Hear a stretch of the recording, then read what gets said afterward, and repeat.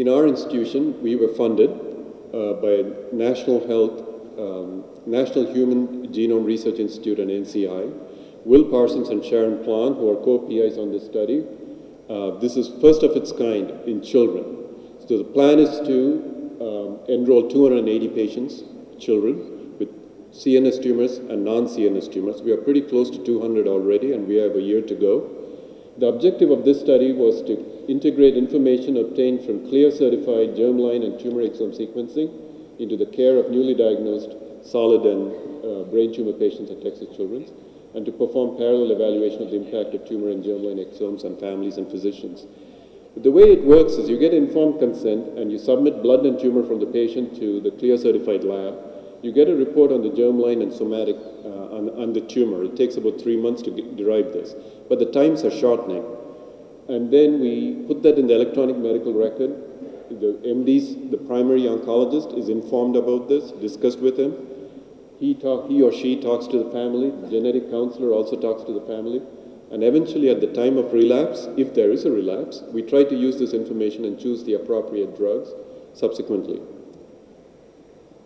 This is an example in this study of a patient with medulloblastoma. We found beta-catenin mutation, DDX3X mutation, characteristic of Wnt pathway medullo. In addition, we found P53 mutation and ARID1B and FOXO3, unknown significance of these two.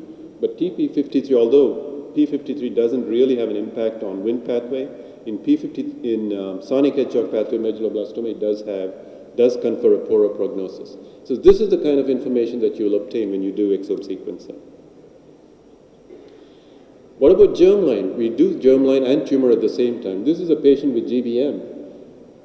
Germline sequencing, that is on the blood, revealed a frameshift mutation in MSH2 transmitted from her mother. So this family had cancer screening recommendations made for the patient, the mother, and other family members. So very important. So far, about 40% of these results seem to indicate that there are some actionable things that we could do, which is a pretty big number if you look at it. Normally, we won't get this kind of information.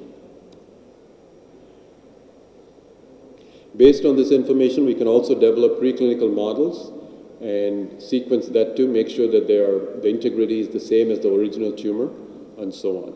So that's where we are at, and I think that was my last slide, or I was forced to be the last slide. Thank you.